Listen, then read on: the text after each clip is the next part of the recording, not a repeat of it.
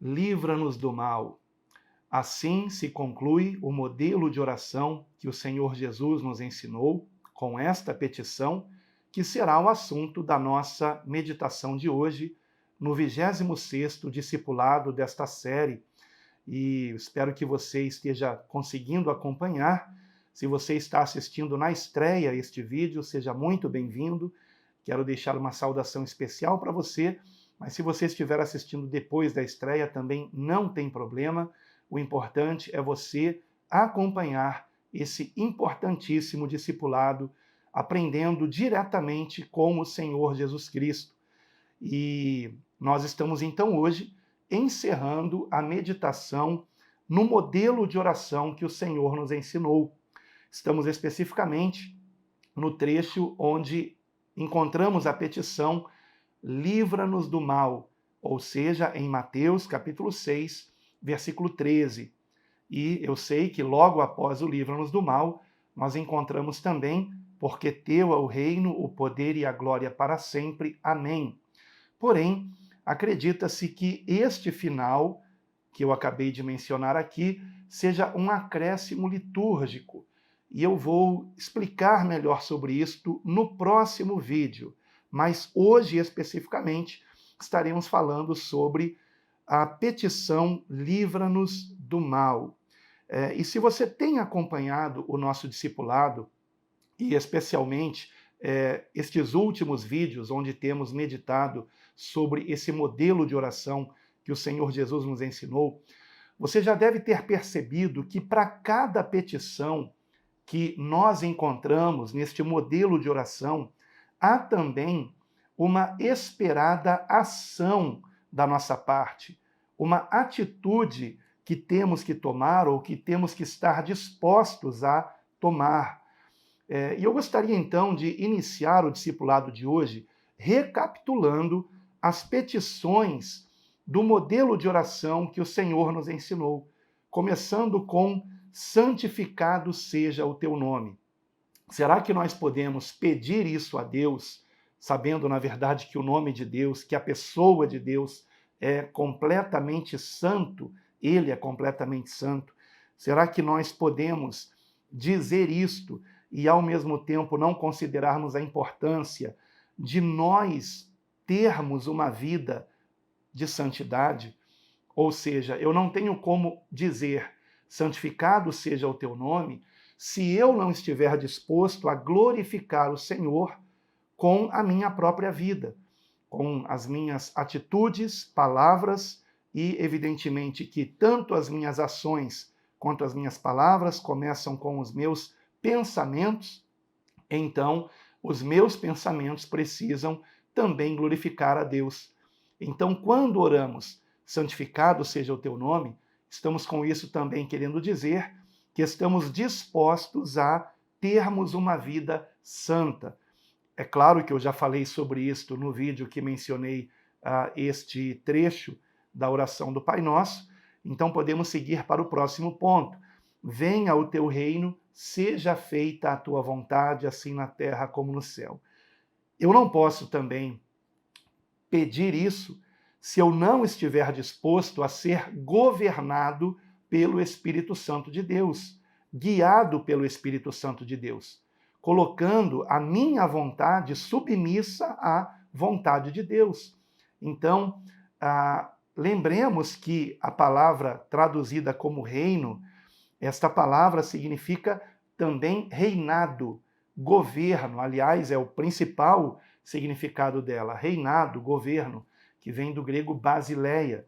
Então, se eu não quiser ser governado por Deus, de nada adianta eu orar, venha a nós o teu reino, seja feita a tua vontade, assim na terra como no céu. Então você percebe como, no modelo de oração que o Senhor nos ensinou, ele nos instiga a nós estarmos agindo e não apenas orando, no mínimo nós estarmos dispostos a uma mudança de mente, né? Daí vem a palavra metanoia, traduzida como arrependimento, que significa mudança de mente, eu ter um entendimento diferente. Terceira petição, o pão nosso de cada dia dá-nos hoje. Nós vimos, né, também no discipulado que tratamos especificamente desse ponto, que o pão nosso, e não apenas o pão, porque veja que interessante, no modelo de oração o Senhor não diz o pão de cada dia dá-nos hoje. Não, ele diz o pão nosso. E qual é o pão nosso? É o próprio Senhor Jesus. Ele é o pão específico daqueles que nele creem. Ele é o pão da vida. Agora, mesmo que nós entendamos que esse pão se trata realmente de algo material, se trata do nosso sustento diário, então qual deve ser a esperada atitude de alguém que ora o pão nosso de cada dia dá-nos hoje, senão o contentamento com a nossa provisão diária? Ou seja, nós não desejarmos além daquilo que nós necessitamos. Então você percebe a profundidade do modelo de oração que o Senhor nos ensinou? Como isso é profundo, irmãos. Para cada petição, espera-se da nossa parte uma ação, uma atitude. E o que fica comprovado, inclusive, na quarta petição deste modelo de oração, conhecido também como oração do Senhor, que é: perdoa as nossas dívidas ou pecados, assim como nós perdoamos a quem nos ofendeu ou a quem nos deve alguma coisa, aos nossos devedores. Ou seja, o que nós aprendemos aqui? Que assim como nós fomos perdoados em Cristo, devemos também perdoar o nosso semelhante. Nós encontramos isso dito de uma forma enfática em Colossenses capítulo 13, Colossenses capítulo 3, versículo 13, onde nós encontramos que, assim como Cristo nos perdoou, devemos também nós perdoarmos. Então, requer de nós uma atitude, este modelo de oração que o Senhor nos ensinou em cada uma das petições. A quinta, que é a anterior a esta de hoje, que é: não nos conduzas à tentação, ou como vimos no discipulado anterior a este, não nos conduzas à prova, que é uma tradução melhor do que tentação. E se você não assistiu o discipulado anterior a este, vale a pena você conferir. Tá? Aliás, eu sou suspeito em dizer, é claro, não é? Porque sou eu que estou gravando esses vídeos, mas digo para você que é importante você assistir a cada um dos vídeos desta série de discipulado. E então você entenderá a diferença entre teologia e discipulado. O que estamos fazendo aqui é um discipulado que faz com que nós queiramos andar como Jesus andou, sermos realmente transformados pelo seu Espírito Santo. Então, prosseguindo, né, não nos conduzas à prova, o que significa, como vimos no discipulado anterior, que reconheçamos as nossas fraquezas e evitemos, nós mesmos evitemos, nos colocarmos em situações de risco, onde nós podemos cair em alguma tentação. E, ao mesmo tempo, que busquemos nos fortalecermos no Senhor, meditando na sua palavra, e na força do seu poder, orando, pedindo cada dia mais sermos cheios do Espírito Santo. Se você só tiver tempo de orar uma oração bem curta e fizer uma única petição, que a tua petição seja essa: Senhor, enche-me do teu Espírito Santo. É o que nós precisamos pedir todos os dias. E, finalmente, chegamos então na petição: livra-nos do mal. Livra-nos do mal. Petição que, assim como as outras que nós vimos aqui, também requer de nós uma atitude. Será que nós estamos compreendendo que eu não posso pedir que Deus me livre do mal se eu mesmo não detestar o mal, odiar o mal? Será que compreendemos isso? Nós encontramos isso sendo dito, por exemplo, no Salmo 97, versículo 10. Vou ler aqui para você, Salmo 97, versículo 10, e é importante você acompanhar sempre o discipulado com a sua Bíblia, de preferência uma Bíblia mesmo de papel, com uma caneta, inclusive, para você marcar os principais versículos que são aqui mencionados, meditar sobre eles. O que significa isso, meditar? Significa aplicar na sua vida. Então, essa, inclusive, é uma diferença entre discipulado e estudo teológico. No estudo teológico, nós não aplicamos aquilo que nós estamos estudando, mas no discipulado, nós não apenas lemos, nós meditamos no que nós estamos lendo para aplicar no nosso coração o ensinamento. E aqui, no Salmo 97, versículo 10, encontramos o seguinte. Salmo 97, versículo 10.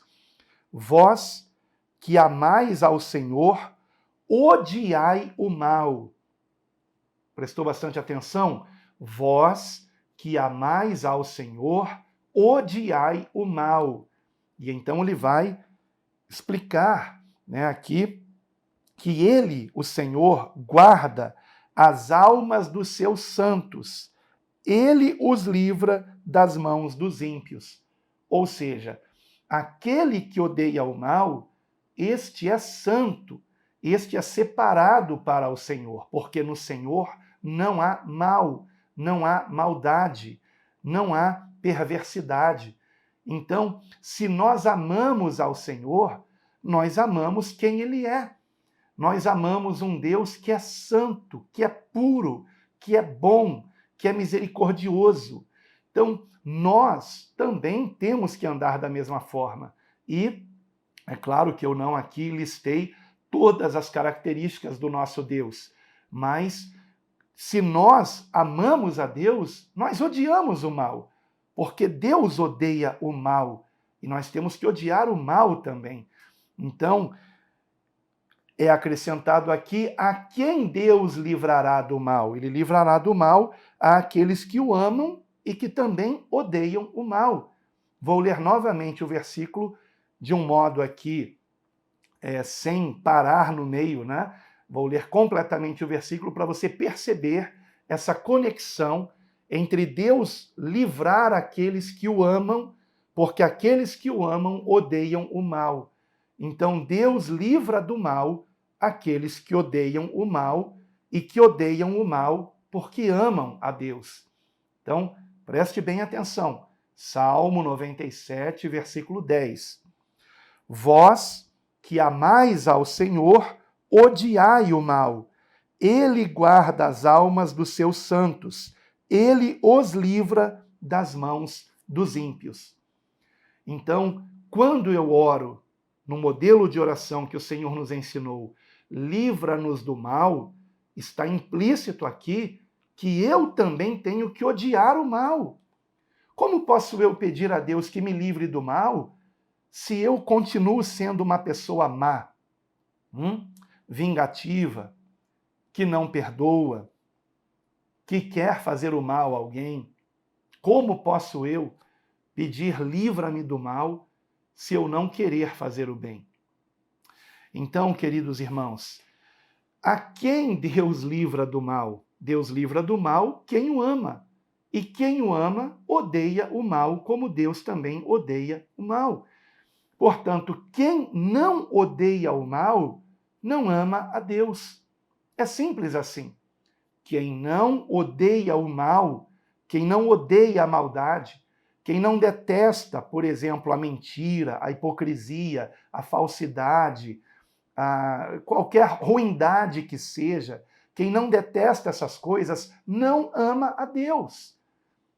Inclusive, eu quero aproveitar de sugerir uma pregação minha, que foi ministrada na Igreja Bíblica Cristã de Maricá, e que você encontra também, além de encontrar no canal da Igreja de Maricá, encontra também no canal A Deus Toda a Glória, que é a pregação O que significa amar a Deus? O que significa amar a Deus? Eu vou deixar no final aqui desse vídeo, aparecendo um card para você clicar e conferir essa pregação. O que significa amar a Deus?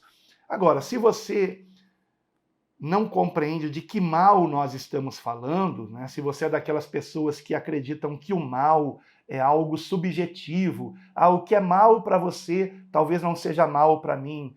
O que é mal para mim talvez não seja mal para você. Se você está contaminado com essa ideia, eu quero então ler para você aqui Provérbios, capítulo 8, versículo 13. Provérbios 8, versículo 13, onde nós encontramos escrito o seguinte: o temor do Senhor é odiar o mal. E então, logo em seguida, é dito aqui de que mal está sendo dito, tá? De que mal nós estamos falando aqui. Então, o temor do Senhor é odiar o mal. E onde em algumas versões há ponto e vírgula, na verdade, melhor seria se houvesse 2 pontos.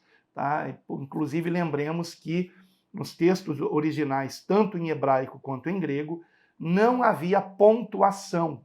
Então, cabe ao tradutor colocar a pontuação. E por algumas ocasiões acontece de que melhor seria 2 pontos do que um ponto e vírgula ou uma vírgula, que é o caso aqui. O temor do Senhor é odiar o mal. 2 pontos. A soberba e a arrogância, o mau caminho e a boca perversa eu odeio. Quem odeia isso? O próprio Deus.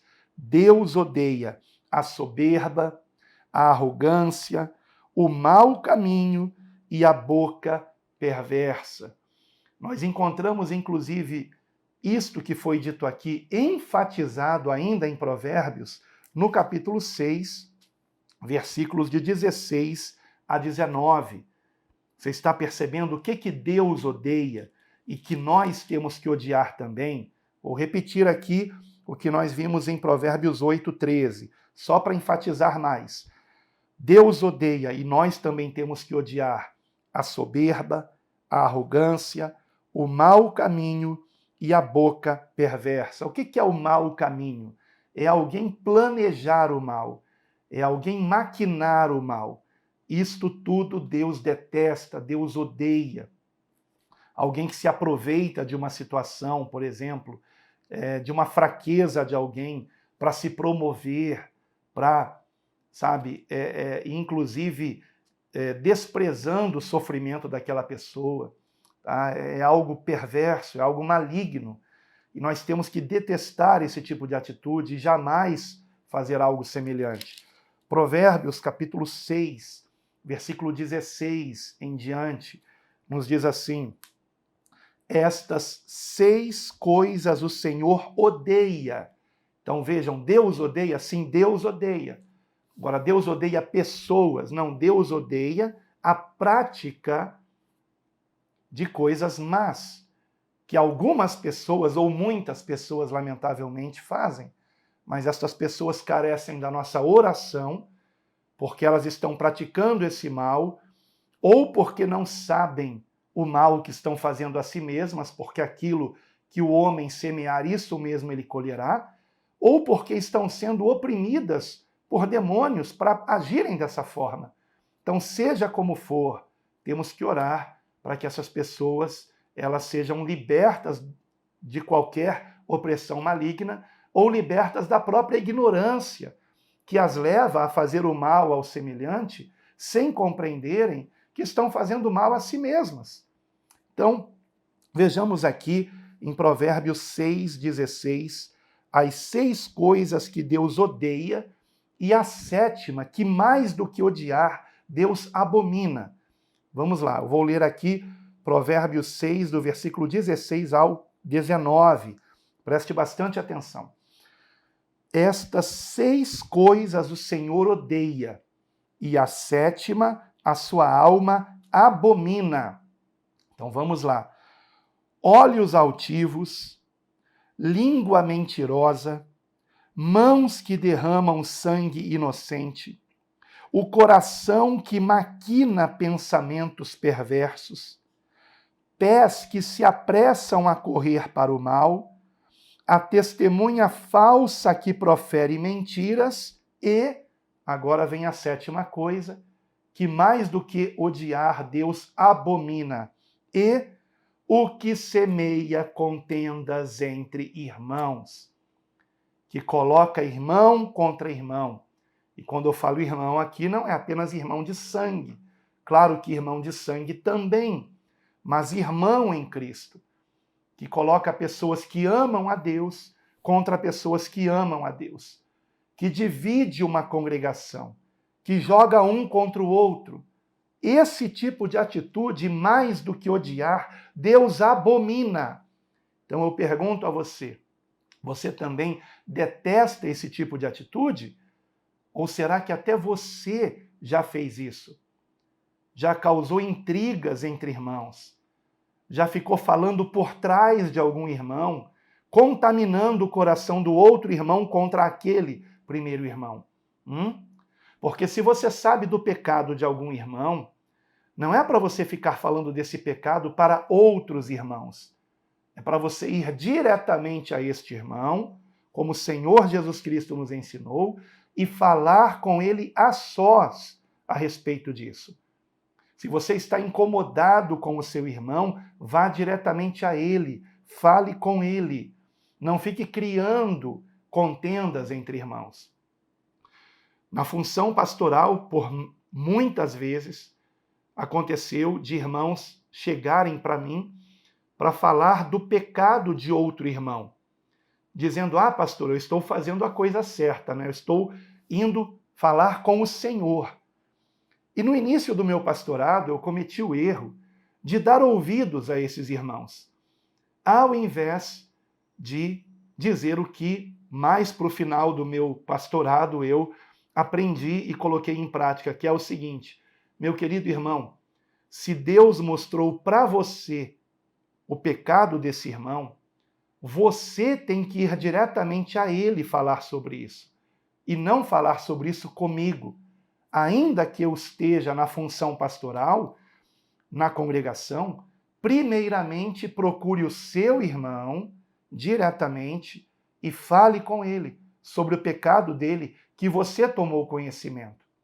Então vá até ele, ore primeiramente, converse com ele com toda mansidão e humildade, como nós aprendemos de Cristo que temos que assim agir, e esteja tentando fazer com que ele se arrependa, com que ele reconheça, mas cuidado para isso não parecer uma arrogância da sua parte. Fale com ele com amor, com carinho, e se ele não se arrepender, procure um outro irmão como testemunha, tente mais uma vez, e talvez esse outro irmão pode ser até eu mesmo, se você quiser, tá? Mas o ideal é que seja até uma outra pessoa, porque comigo ele pode ficar muito envergonhado. Então, é assim que nós temos que lidar quando nós sabemos de alguém que está fazendo algo de errado. Temos que procurar diretamente essa pessoa, a sós, em particular, e falar com ela com humildade, com carinho, mostrando que você está fazendo isso porque você ama esta pessoa. Então, não espalhe a fraqueza do seu irmão para os demais irmãos. Não esteja semeando qualquer pensamento mau sobre o seu irmão no coração de outros irmãos, tá? Por favor, vigie sobre isso, porque a palavra é bem clara: Deus abomina, mais do que odeia, ele abomina aquele que semeia contendas entre irmãos. Então, a pessoa que faz isso, que fica falando mal de um irmão para outro irmão, não está sendo ignorada por Deus. Esta pessoa sofrerá as consequências. Ainda que num primeiro momento esta pessoa se sinta bem de falar mal dos outros, como se isso a tornasse uma pessoa melhor, né? Porque quando diminuímos alguém, parece que nós somos melhores do que esse alguém. Mas na verdade estamos sendo piores do que esse alguém. Porque nós estamos cometendo o pecado de pisarmos naquele que está caído, ao invés de o ajudarmos a se levantar. Então é uma maldade terrível, e é por isso que Deus a abomina. Então vejam como é importante nós meditarmos sobre isso, queridos irmãos. Como posso eu pedir a Deus: livra-me do mal, se eu estou sendo mal? Se eu estou fazendo alguma maldade? Se eu estou entrando em contato com um irmão para falar mal de outro irmão, não faça isso. Não faça isso.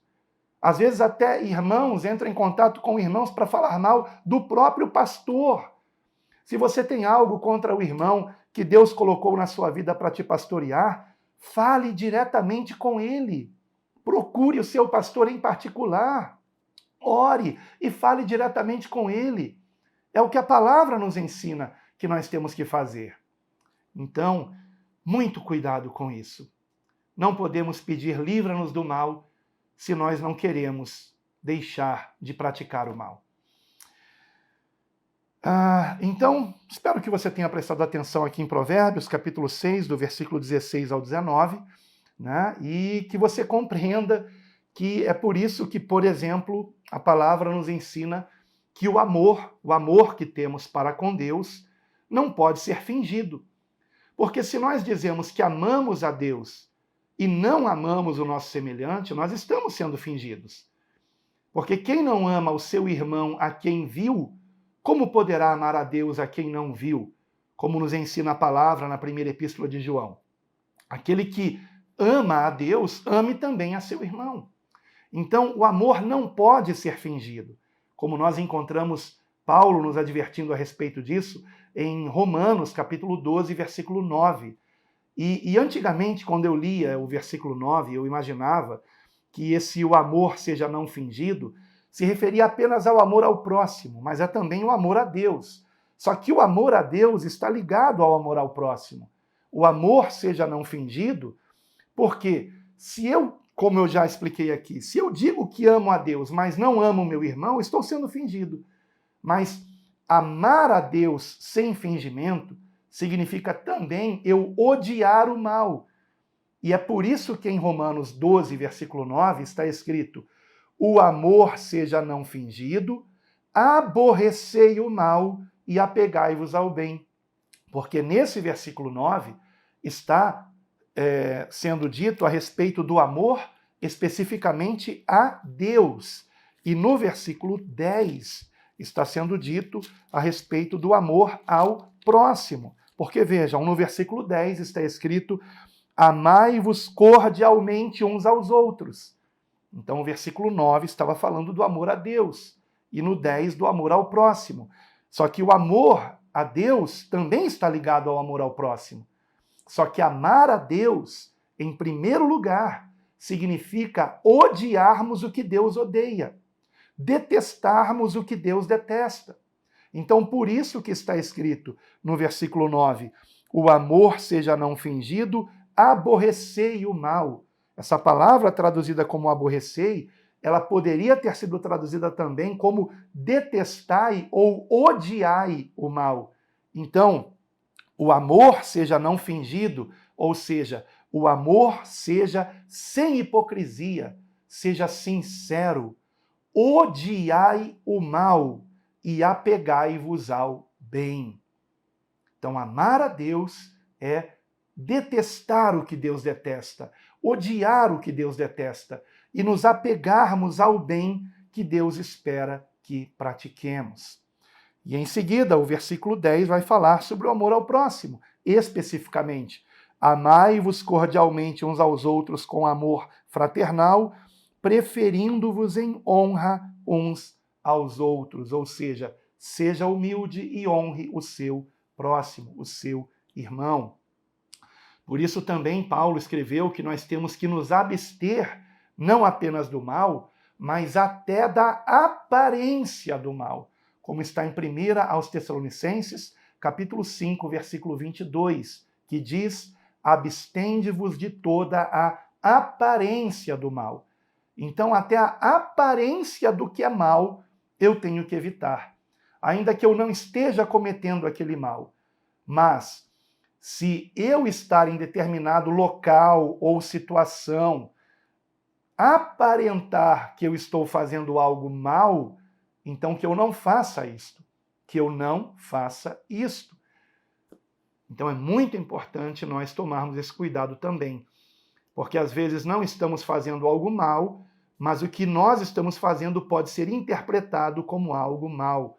Então, se o Espírito Santo está nos dando esse discernimento, a nossa atitude tem que ser sábia, de não fazermos algo que traga uma aparência de maldade. Tá? Então, não apenas não fazermos o mal, mas nos abstermos até de toda a aparência do mal. 1 Tessalonicenses capítulo 5, versículo 22. Então a questão, queridos irmãos, é: nós queremos nos livrar do mal e de toda a aparência do mal? Você quer se livrar do mal que ainda há em você e de toda a aparência do mal que você pode cometer? Essa é a questão. E se você quer realmente se livrar do mal e de toda a aparência do mal, então uma nova questão aparece, que é a seguinte: onde está onde nasce esse mal? Onde nasce esse mal? E a resposta o próprio Senhor Jesus nos trouxe. E ela está, por exemplo, em Marcos capítulo 7, versículos 21 e 22, que eu queria aqui, nesse momento, ver com você. Marcos capítulo 7, versículos 21 e 22, que nos diz assim. Marcos capítulo 7, versículos 21 e 22. Palavras do nosso Senhor Jesus Cristo. Do interior do coração dos homens saem os maus pensamentos, os adultérios, as fornicações, os homicídios, os furtos, a avareza, as maldades, o engano, a dissolução, a inveja, a blasfêmia, a soberba, a loucura. Então, de onde vem tudo isso? Do interior do coração dos homens, do interior do próprio ser humano. Ora, se vem do meu próprio coração aquilo que é mal, então qual a solução para isso? E a solução está em Atos capítulo 2, eu poderia ler outros versículos também, mas esse resume bem. A solução para esse problema nós encontramos em Atos capítulo 2, versículos 37 a 39. Atos 2, do 37 ao 39. No 37, nós encontramos os judeus que ouviram a pregação de Pedro no dia do Pentecostes, em que foram Pedro e os demais discípulos cheios do Espírito Santo. Nós encontramos, depois da pregação dele, o que aconteceu. Os judeus, então, foram tocados pelo Espírito Santo e perceberam o erro que haviam feito em relação a concordarem com a crucificação de Jesus. E então, aqui nós temos o seguinte relato, em Atos 2, versículo 37. E ouvindo eles isto, compungiram-se em seu coração e perguntaram a Pedro e aos demais apóstolos: que faremos, homens irmãos?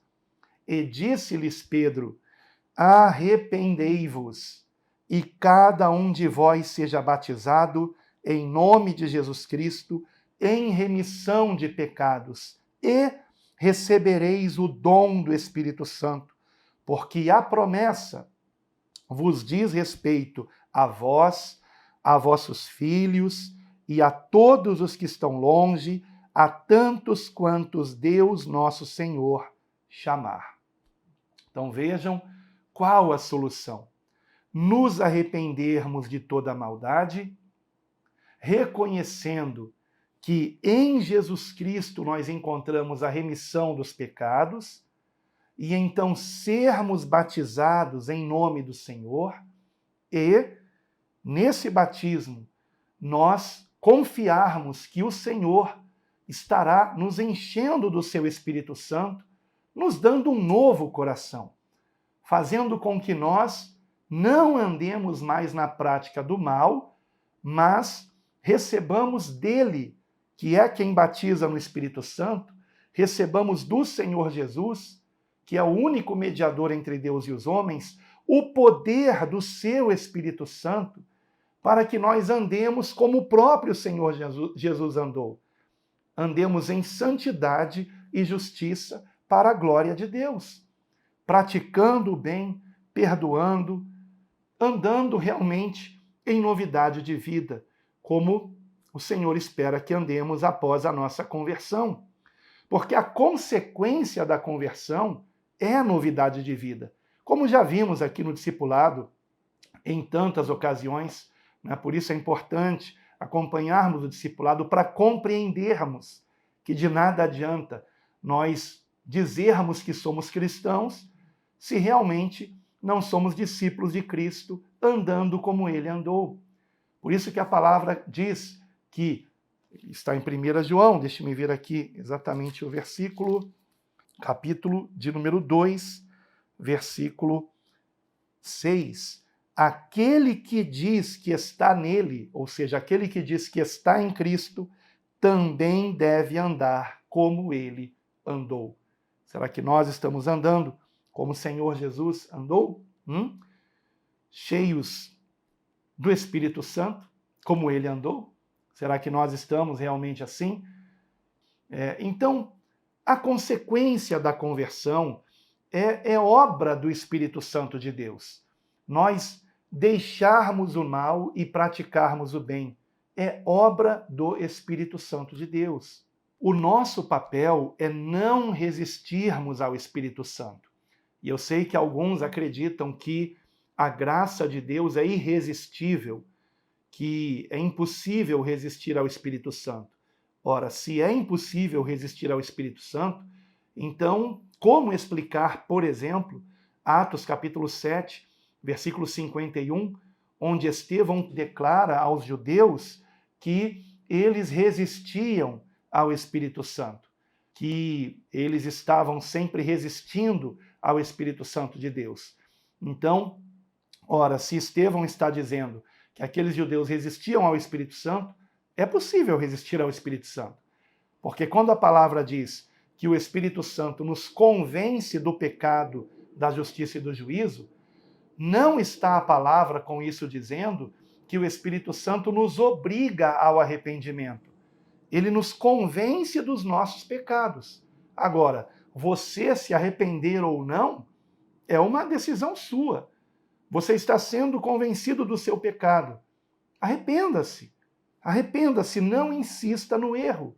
E aí, meus queridos irmãos, entra a importância de orarmos por alguém que está com o coração endurecido, para que essa pessoa tenha o seu coração quebrantado. Precisamos interceder uns pelos outros, para que haja arrependimento e conversão. Então, meus amados, a questão é: você quer se arrepender? Você quer ser transformado? Eu até poderia fazer uma leitura que eu considero muito importante aqui, mas de que adianta fazer essa leitura sem que nós estejamos refletindo em cada versículo dessa leitura? E eu me refiro a Efésios, capítulo 4, do versículo 17. Abra aí a sua Bíblia, por favor. Em Efésios, capítulo 4, versículo 17, até Efésios, capítulo 5, versículo 21. Efésios, capítulo 4, 17, até Efésios, capítulo 5, versículo 21. É uma leitura longa, é metade de um capítulo mais metade de outro capítulo. Mas é uma leitura muito importante que nos leva a uma reflexão que precisamos fazer, ou seja, uma meditação, e aplicarmos isso na nossa vida. Se eu for fazer essa leitura aqui, meditando ponto por ponto, nós teremos um discipulado muito longo. Nós já estamos aqui perto de 40 minutos nesse discipulado, né? E a verdade é que essa leitura, ela requer uma meditação. O problema é que se eu apenas disser aqui, faça essa leitura na sua casa e medite nisto, será que você vai fazer? Porque, infelizmente, até aqueles que seguem o plano de leitura da Bíblia que nós sugerimos, muitas vezes não estão meditando no que estão lendo. E por isso que nós até alteramos agora no site de leitura bíblica para meditação bíblica. Mesmo assim, eu sei que alguns não vão entender o que é meditar, Meditar, como eu já disse, é aplicar em nossa vida aquilo que nós estamos lendo. Agora perceba que em Efésios, capítulo 4, do versículo 17 ao capítulo 5, versículo 21, nós somos aqui advertidos de que alguém que diz ser de Cristo, que diz ter se convertido a Cristo, tem que ser ensinado por Cristo, tem que estar sendo transformado pelo poder do Espírito Santo. E o nosso papel é não resistirmos ao Espírito Santo, porque o Espírito Santo nos chama ao arrependimento, e o Espírito Santo nos chama a uma novidade de vida e nos dá poder para andarmos em novidade de vida. Mas muitos não querem. Muitos não querem e ficam na hipocrisia, dizendo que são de Cristo, mas ainda odiando alguém, detestando alguém, falando mal de alguém por trás, andando com hipocrisia. E às vezes são pessoas que têm até cargos em igrejas. São pessoas que têm cargo de diaconato, têm cargo de evangelista, até de pastor, mas que está falando mal de um irmão ou até de outro pastor e falando mal por trás. E não devemos fazer isto. Então, olha, eu sei que nós já passamos de 40 minutos aqui do discipulado e eu tenho tentado não passar de 1 hora, mas eu vou ter que fazer essa leitura. Eu sinto pelo Espírito Santo que eu preciso fazer. Então eu vou fazer essa leitura aqui sem comentar nada que eu estou lendo, mas eu peço que você ouça e, se possível, acompanhe na sua Bíblia, aplicando na sua vida o que nós estamos lendo aqui. Ou seja, pergunte a si mesmo, eu estou necessitando mudar em alguma coisa que está sendo dita aqui? Eu estou realmente aprendendo de Cristo? Ou eu estou enganando a mim mesmo? Então vamos lá. Prepare-se. Efésios capítulo 4, do versículo 17 em diante, para que realmente sejamos livres do mal. Livres do mal. Porque, repito, de nada adianta eu orar, Senhor, livra-nos do mal, se eu não quiser ser liberto do mal que ainda houver em mim. Efésios 4, 17, vamos ler até o capítulo 5, versículo 21. E digo isto, e testifico no Senhor, para que não andeis mais como andam também os outros gentios, na vaidade da sua mente, entenebrecidos no entendimento, separados da vida de Deus, pela ignorância que há neles, pela dureza do seu coração, os quais, havendo perdido todo sentimento, se entregaram à dissolução, para com avidez cometerem toda a impureza. Mas vós não aprendestes assim a Cristo, se é que o tendes ouvido, e nele fostes ensinados, como está a verdade em Jesus. Que, quanto ao trato passado, vos despojeis do velho homem, que se corrompe pelas concupiscências do engano, e vos renoveis no espírito da vossa mente, e vos revistais do novo homem, que segundo Deus é criado em verdadeira justiça e santidade. Por isso, deixai a mentira e falai a verdade, cada um com o seu próximo, porque somos membros uns dos outros. Irai-vos e não pequeis, não se ponha o sol sobre a vossa ira, não deis lugar ao diabo. Aquele que furtava, não furte mais, antes trabalhe, fazendo com as mãos o que é bom, para que tenha o que repartir com o que tiver necessidade. Não saia da vossa boca nenhuma palavra torpe, mas só a que for boa para promover a edificação, para que dê graça aos que a ouvem. E não entristeçais o Espírito Santo de Deus, no qual estáis selados para o dia da redenção. Toda a amargura, e ira, e cólera, e gritaria, e blasfêmia, e toda malícia, sejam tiradas dentre vós. Antes, sede uns para com os outros benignos, misericordiosos, perdoando-vos uns aos outros, como também Deus vos perdoou em Cristo. Sede, pois, imitadores de Deus, como filhos amados, e andai em amor, como também Cristo nos amou e se entregou a si mesmo por nós, em oferta e sacrifício a Deus, em cheiro suave. Mas a fornicação e toda impureza ou avareza nem ainda se nomeie entre vós, como convém a santos.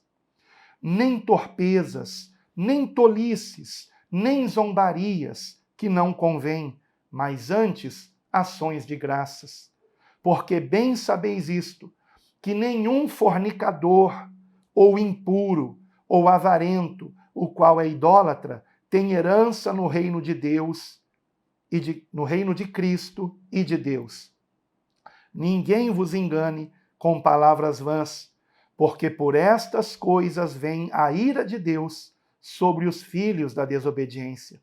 Portanto, não sejais seus companheiros, porque noutro tempo éreis trevas, mas agora sois luz no Senhor. Andai como filhos da luz. Porque o fruto do Espírito está em toda bondade e justiça e verdade, aprovando o que é agradável ao Senhor. E não comuniqueis com as obras infrutuosas das trevas, mas antes condenai-as, porque o que eles fazem em oculto, até dizê-lo é torpe. Mas todas estas coisas se manifestam sendo condenadas pela luz, porque a luz tudo manifesta. Por isso diz: desperta tu que dormes, e levanta-te dentre os mortos, e Cristo te esclarecerá. Portanto, vede prudentemente como andais, não como nécios, mas como sábios, remindo o tempo, porquanto os dias são maus. Por isso, não sejais insensatos, mas entendei qual seja a vontade do Senhor. E não vos embriagueis com vinho, em que há dissolução, mas enchei-vos do Espírito, falando entre vós em salmos e hinos e cânticos espirituais, cantando e salmodiando ao Senhor no vosso coração, dando sempre graças por tudo a nosso Deus e Pai, em nome de nosso Senhor Jesus Cristo, sujeitando-vos uns aos outros no temor de Deus. Amém.